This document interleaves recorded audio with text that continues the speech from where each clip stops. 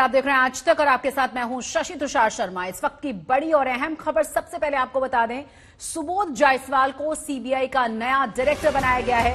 Subodh Jaiswal Maharashtra cadre के 1985 batch के IPS officer हैं। आपको बता दें कि सुबोध जायसवाल मौजूदा समय में सीआईएसएफ के डीजी के पद पर तैनात थे। ये मुंबई पुलिस के कमिश्नर भी रह चुके हैं और इसके अलावा सुबोध जायसवाल रॉ में भी सेवाएं दे चुके हैं। कैबिनेट सचिवालय में अतिरिक्त सचिव की भी जिम्मेदारी सुबोध जायसवाल ने निभाई और इसके अलावा कुख्यात स्टैंप घोटाला और मालेगांव ब्लास्ट की जांच से भी इनके तार जुड़े रहे हैं, मुखिया रहे हैं उस जांच के भी। इस खबर पर तमाम जानकारी के साथ हमारे संवाददाता दिव्येश जुड़ गए हैं। दिव्येश, थोड़ा देर से ही सही, देर शाम होते होते फैसला ले लिया गया, हालांकि कांग्रेस लगातार अभी भी सवाल उठा रही है। जी शशि, आपको बता दें कि सुबोध कुमार जायसवाल जो अब तक के एक सबसे वरिष्ठ आईपीएस अधिकारी हैं भारत में, और वो 1985 बैच के आईपीएस अधिकारी थे। अन्य कुछ अफसरों के साथ उनका नाम सजेस्ट किया गया था एक कमिटी द्वारा, इस हाई पावर्ड कमिटी द्वारा, जिसमें प्रधानमंत्री खुद भी थे। और उसके बाद सुबोध कुमार जायसवाल का नाम चुना गया। सुबोध कुमार जायसवाल जैसा कि जानते हैं लोग कि तेलगी घोटाले मामले की इन्वेस्टिगेशन उन्होंने की थी, जिसके बाद वो RNAW research and analysis wing में भी रहे। फिर 2014 के बाद वो 2018 में वो महाराष्ट्र लौटे, उन्हें मुंबई पुलिस कमिश्नर बनाया गया, जिसके बाद वो Maharashtra director general of police बने। और उसके बाद अब वो सीआईएसएफ के डायरेक्टर जनरल के पद पर थे, जिसके बाद अब वो सीबीआई के डायरेक्टर बनने जा रहे हैं। सीबीआई के डायरेक्टर उन्हें बनाया जा रहा है। इसके अलावा अन्य बहुत सारे ऐसे केसेस थे, अहम केसेस थे, जिनसे उन्होंने खुद सुपरवाइज किया था, डीजीपी रहते हुए या मुंबई पुलिस कमिश्नर रहते हुए, या इससे पहले जब वो डेपुटेशन पर रहे अन्य एजेंसियों में, वहां पर। तो 2 साल के लिए नियुक्ति होगी है। और आपको बता दें कि इसमें दिव्येश सवाल इसलिए भी बहुत ज्यादा बड़ा हो जाता है कि लगातार सीबीआई की साख को लेकर सवाल उठते हैं, तो जिम्मेदारियां कहीं ना कहीं सुबोध जायसवाल की और ज्यादा बढ़ जाएंगी इन 2 सालों में। जी बिल्कुल, सीबीआई जैसे कि हम जानते हैं कि सीबीआई एक एपेक्स इन्वेस्टिगेशन एजेंसी है भारत की, और इसी वजह से सीबीआई की इन्वेस्टिगेशन पर हमेशा निगाह बनी रहती है, हमेशा नजरें बनी रहती हैं। और सारे ही जो केसेस सीबीआई इन्वेस्टिगेट करती है वो बहुत ही ज्यादा इंपॉर्टेंट केसेस होते हैं, नेशनल लेवल के केसेस होते हैं, और इसीलिए हमेशा नजर बनी रहती है कि डायरेक्टर कौन होंगे। इससे पहले भी हमने देखा था कि 2018 में किस तरीके से सीबीआई वर्सेस सीबीआई छिड़ गया था, सीबीआई के डायरेक्टर और इसके अलावा जो उनके डेप्यूटी थे उनके बीच। और उसके बाद खास करके अब सुबोध जायसवाल की नियुक्ति, इसलिए खास निगाह बनी रहेगी सीबीआई की एक्टिविटीज पर, सीबीआई के एक्शन पर, और जो भी सारे मुख्य इंपॉर्टेंट केसेस सीबीआई इन्वेस्टिगेट कर रही है उन पर। बहुत बहुत शुक्रिया दिव्येश इस तमाम जानकारी के लिए आपका। ताउते तूफान और इंसानी लापरवाही ने 86 परिवारों को तबाह कर दिया। अरब सागर में बार्च P305 और टगबोट वरप्रदा पर सवार 274 में से 188 का रेस्क्यू किया जा सका है। आज वरप्रदा के डूबने के कुछ पहले का वीडियो सामने आया है। वरप्रदा पर मौजूद 13 में से सिर्फ 2 लोगों को ही बचाया जा सका। उखड़ गए, पटरी पटरा सब उखड़ गए इसके। हमारी जिंदगी अरे कुछ नहीं यार, लाइफ में होता रहता है। चिल यार, मस्ती करो। और 2 घंटा, वो 2 घंटे के बाद शांत हो जाएगा। तू अंदर अंदर जहाज पूरा बैठ गया, टेंशन नहीं, हम लोगों को बचा दिया जहाज ही, हम लोगों को बचा दिया। ये है 16 मई को ताउते तूफान में फंसी टगबोट की तस्वीर। समुद्र उफान पर था, शोर मच रहा था, लहरें बोट पर काबिज होने की कोशिश कर रही थी। टगबोट वरप्रदा अरब सागर में हिल को रेखा रही थी। बोट में 13 लोग सवार थे। उन्हें पता नहीं था कि आगे क्या होगा। समुद्र की लहरें नाव पर तैर रही थी। तेज हवा बोट को बुरी तरह हिला रही थी। सेकंड साहब ऊपर आ जाइए, जहाज पूरा बैठ गया, टेंशन नहीं, हम लोगों को बचा दिया, जहाज ही हम लोगों को बचा दिया। क्रू आपस में एक दूसरे को ढांढस बंधाने की कोशिश कर रहे थे। कुछ लोग बहुत डर भी रहे थे तो कुछ लोग हौसला बढ़ा रहे थे, पर इन्हें क्या पता था कि कुछ ही पलों में मौत उनके सामने होगी। अंदर ये वीडियो क्रू के मेंबर साहेब भुनिया ने बनाया था। वीडियो में साहेब अपने दोस्त सूरज से अंदर आने के लिए कह रहा है और इसके कुछ पलों में लहरों ने बोट को ऐसे हिलाया कि वरप्रदा डूब गई। बोट में सवार 11 लोगों को जान से हाथ धोना पड़ा। 2 किस्मत वाले रहे, एक चीफ इंजीनियर फ्रांसिस समोन और दूसरे ये वीडियो बनाने वाले साहेब भुनिया, जिनसे आज तक संवाददाता मुस्तफा शेख ने बात की। ऐसे हुआ कि अबंडन करना है तो कैप्टन साहब सबको ऊपर बुलाया कि जल्दी ऊपर आ जाओ, अबंडन करना है। तो कैप्टन पहले 4 आदमी जाम किया, विकी और भी 3-4 बंदे मतलब ऑयलर करके सब जाम किया। बाद में कैप्टन साहब, चीफ अफसर और हैंडलर सब जाम किया। बस मैं, चीफ इंजीनियर साहब, थर्ड इंजीनियर साहब, एक एबी और एक ऑयलर, हम लोग जाम नहीं किया था। बट हम लोग को ये पता था कि जहाज इतना जल्दी नहीं डूबता है, तो हम लोग थोड़ा वेट किया था। बट ऐसे नहीं हुआ, बहुत जल्दी वो डूबने लग गया। तो मेरे सामने मेरा एक राकेश बोल के एक दोस्त था, वो मेरा रूममेट भी था। तो उसने लास्ट टाइम में मेरे को बोला कि भाई मेरे को तैरना नहीं आता है, बट मैं उस टाइम कुछ उसका हेल्प नहीं कर पाया क्योंकि वो थोड़ा डाउन होके गिर गया था। उसके बाद मैं सामने फिर जाम किया, हम लोगों ने, मैं सभी जाम किया एक साथ। उसके बाद मैं देखा कि 1 सेकंड जाम करने से 1 सेकंड पहले सामने देखा कि एक लाइफ रैफ्ट था। तो मैं जल्दी गया उधर, तो लाइफ रैफ्ट का जो पेंटर लाइन होता है उसको हम पुल किया तो वो फूलने लग गया। तो कैसे भी करके उसके ऊपर चढ़ गया था।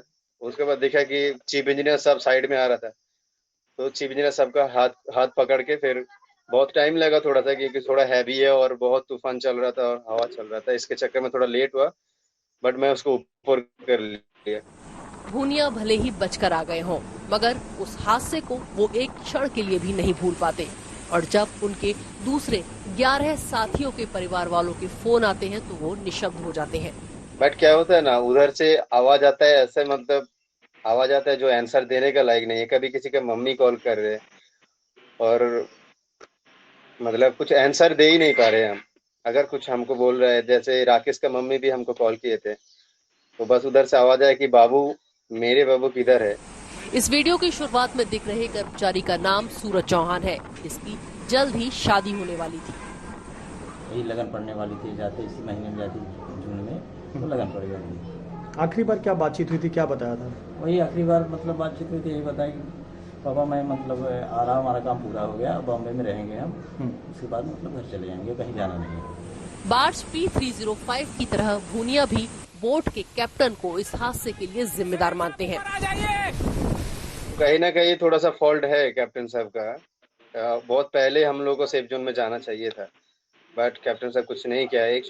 ये भी अगर कैप्टन साहब अगर प्लानिंग करके दोनों लाइफ रैफ्ट भी लॉन्च करके अगर हम लोग डिवाइडेड होके अगर कूद जाते, तब भी आई थिंक सब सेव हो जाता।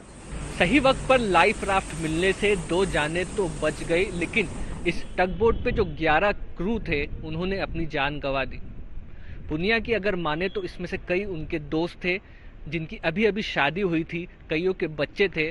उनका परिवार लगातार भुनिया से ये जानना चाह रहा था उनकी लोकेशन क्या है, और अब परिवार वाले बॉडी आइडेंटिफाई कर अंतिम संस्कार की प्रक्रिया में जुटे हैं।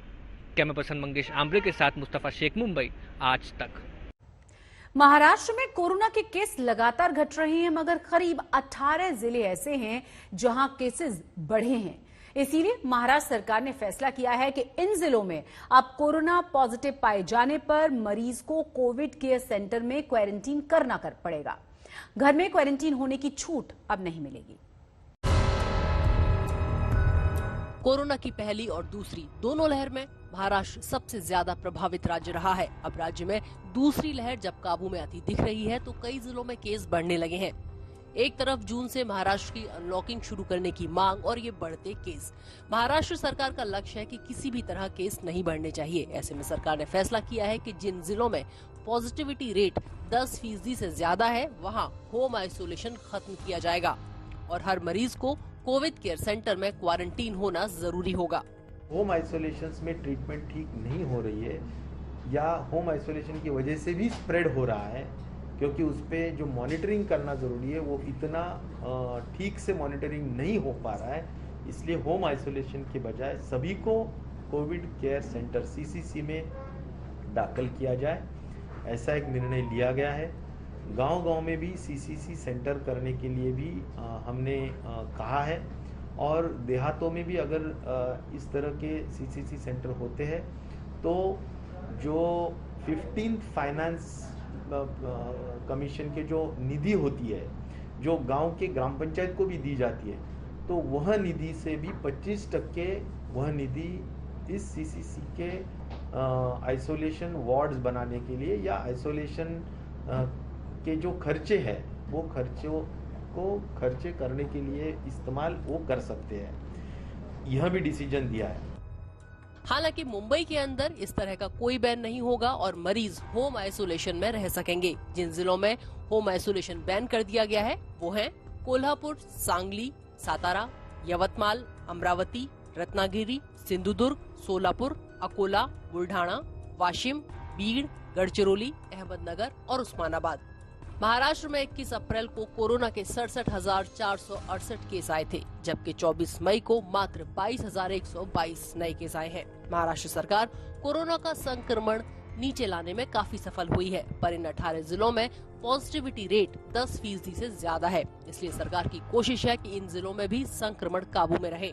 अब आशा वर्करों को भी कोरोना टेस्टिंग की ट्रेनिंग दी जाएगी ताकि गाँव में ज्यादा टेस्टिंग हो सके। कि टेस्टिंग हम करेंगे तो सिर्फ आंकड़ा बढ़ा के नहीं चलेगा, जनरलाइज टेस्टिंग करके नहीं चलेगा। ये टेस्टिंग तो सिर्फ उन्हीं की होनी चाहिए कि जो हाई रिस्क कॉन्टैक्ट्स में है पेशेंट के, यानी जो पॉजिटिव है उसके हाई रिस्क कॉन्टैक्ट्स और लो रिस्क कॉन्टैक्ट्स, इन्हीं के लोगों में से टेस्टिंग होना ज़रूरी है।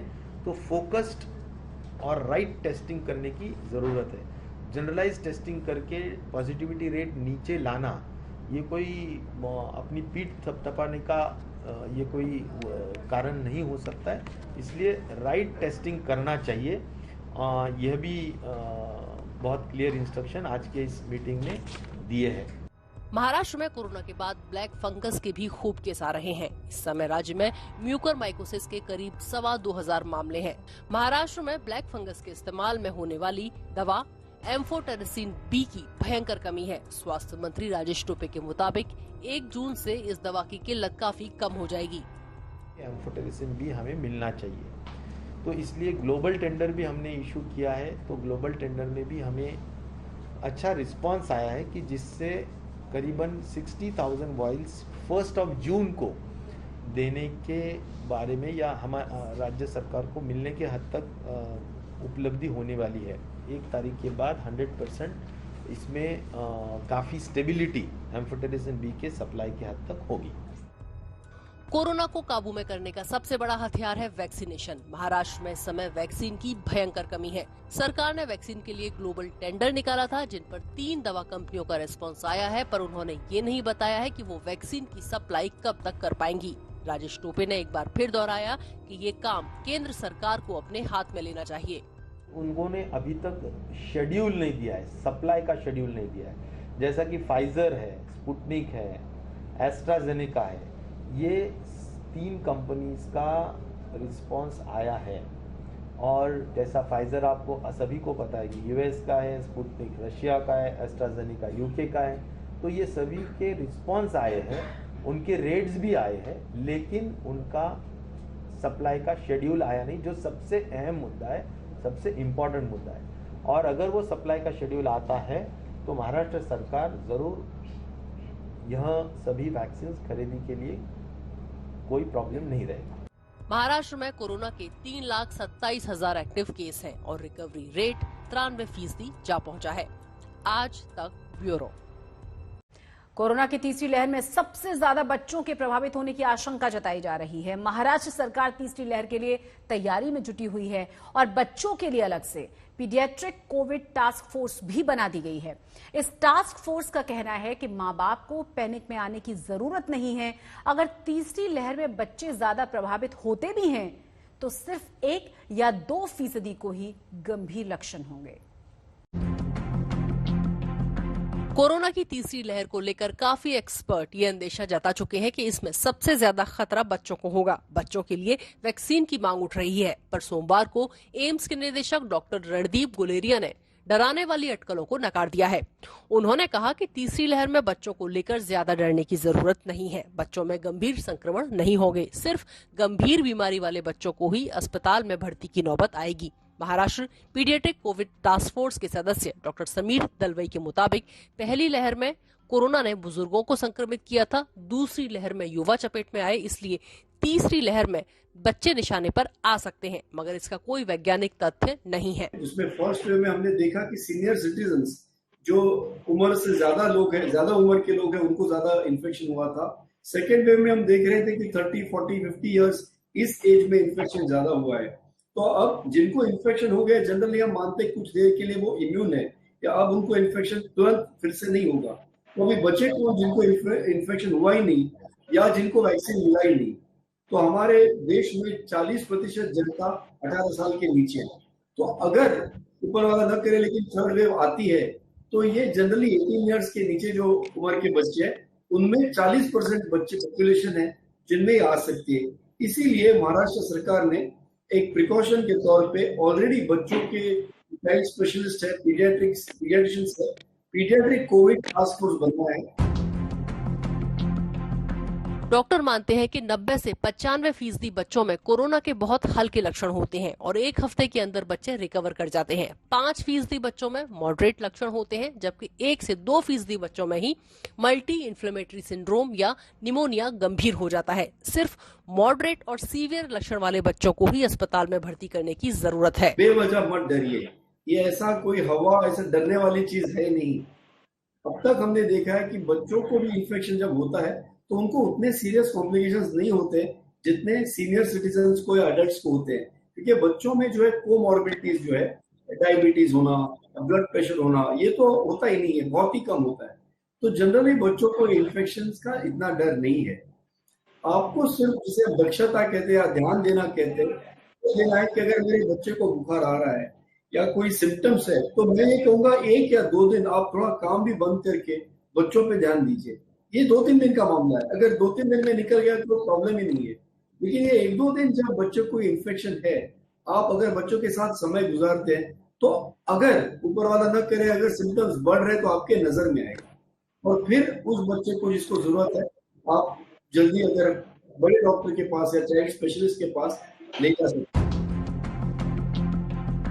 महाराष्ट्र सरकार हर जिले में बच्चों के लिए पीडियाट्रिक कोविड केयर सेंटर बनाने जा रही है और बच्चों के लिए अलग से ICU, paediatric incentive care unit भी बनाए जाएंगे। कोविड टास्क फोर्स मेंबर्स का भी यही मानना है कि कोई साइंटिफिक स्टडी इस वक्त ये सजेस्ट नहीं करती कि बच्चों पे थर्ड वेव का इफेक्ट ज्यादा होगा, लेकिन क्योंकि ये एक वल्नरेबल ब्रैकेट ऑफ पॉपुलेशन है, तैयारियां की जा रही है कि अगर इनमें इन्फेक्शन बढ़ता है तो इसको जल्द से जल्द कंट्रोल किया जा सके। पेरेंट्स को इस वक्त प्रिवेंशन लेने की जरूरत है, पैनिक करने की नहीं, ऐसा डॉक्टर्स का कहना है। कैमरा पर्सन मंगेश आमरे के साथ मुस्तफा शेख, मुंबई, आज तक। और अब बात करेंगे बोर्ड एग्जाम्स की। 12वीं की बोर्ड परीक्षाओं पर सस्पेंस बरकरार है। कुछ राज्य बोर्ड की परीक्षाएं कराना चाहते हैं तो कुछ राज्य कोविड के चलते परीक्षाएं टालने के पक्ष में हैं। इन सब के बीच गुजरात सरकार ने घोषणा की है कि वो 1 जुलाई से बोर्ड की परीक्षाएं कराएंगे, लेकिन 300 छात्रों ने पीएम मोदी को चिट्ठी लिखकर कहा है कि उनका परीक्षा केंद्र कहीं और न किया जाए। कब होंगी 12वीं की बोर्ड परीक्षा?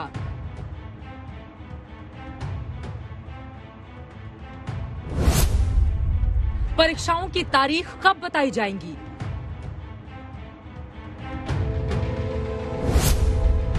कोविड काल में कैसे होंगी परीक्षाएं? ये वो सवाल हैं जो 12वीं के परीक्षार्थियों के साथ ही साथ उनके पालकों को भी परेशान कर रही हैं। अजीब सी ऊहापोह की स्थिति है कि सामने कोविड जैसी महामारी और उस पर परीक्षा होगी या नहीं, या कब होगी का संकट भारी। सरकार ने शिक्षा मंत्रियों के साथ बैठक करके ये तो कह दिया कि परीक्षाएं कराई जाएंगी, लेकिन कैसे होंगी और कब होंगी ये नहीं बताया है। इन सब के बीच गुजरात सरकार ने निर्णय लिया है परीक्षाएं होंगी और कोविड के मुश्किल हालातों के तहत निर्णय लिया गया है कि 1 जुलाई से गुजरात बोर्ड की 12वीं की परीक्षा होगी। एक कमरे में सिर्फ 20 छात्र बैठेंगे। 50 अंक का मल्टीपल चॉइस क्वेश्चन यानी कि ऑब्जेक्टिव सवाल होंगे। 50 अंक का प्रश्नोत्तर होगा। परीक्षा में शामिल न हो पाने वालों को 25 दिन के बाद फिर मौका मिलेगा। गुजरात बोर्ड की परीक्षा कराने के ऐलान के बाद जल्द ही यूपी बोर्ड में 12वीं की परीक्षाओं का ऐलान हो सकता है। माध्यमिक शिक्षा परिषद के मुताबिक केंद्र सीबीएसई 12वीं बोर्ड परीक्षा के लिए जो भी निर्णय लेगा उसी के अनुसार प्रदेश में 12वीं के संबंध में घोषणा की जाएगी। वहीं 10वीं बोर्ड की परीक्षा को लेकर मुख्यमंत्री के साथ मीटिंग होगी और उसी में 10वीं की परीक्षा करानी है या नहीं इस पर फैसला होगा। 10वीं और 12वीं की परीक्षाओं को लेकर जून के पहले सप्ताह तक निर्णय होगा। 12वीं की परीक्षा कराने को लेकर 2 दिन पहले रक्षा मंत्री ने शिक्षा मंत्रियों के साथ बैठक की थी। उस बैठक में कई राज्य ऐसे थे जो परीक्षा कराने के पक्ष में नहीं थे। दिल्ली सरकार ने सीधे तौर पर कहा था कि पहले परीक्षार्थियों के लिए दवाई की सुरक्षा हो, फिर परीक्षा हो। लेकिन बिहार जैसे राज्य हैं जहां बोर्ड की परीक्षाएं मार्च में ही हो चुकी हैं, वो मानते हैं कि परीक्षा तो हर हाल में होनी ही चाहिए। हम लोगों से परामर्श किया गया है तो हम लोगों ने कहा है, 2 बातें हमने स्पष्ट कही हैं कि एक तो परीक्षाएं जरूर होनी चाहिए क्योंकि 10वीं 12वीं की परीक्षाओं का छात्रों को जीवन में विशेष महत्व होता है क्योंकि इसका आधार पर भविष्य में भी बहुत सारी चीजें इसके प्राप्तांक से जुड़ी होती है। परीक्षा पर असमंजस की स्थिति है। उम्मीद कीजिए कि कोरोना के इस भीषण काल में जल्द ही परीक्षा पर बने सस्पेंस से पर्दा हटे और मालूम चले कि ऐसे कोरोना काल में कैसे होंगी 12वीं की परीक्षाएं। आज तक ब्यूरो।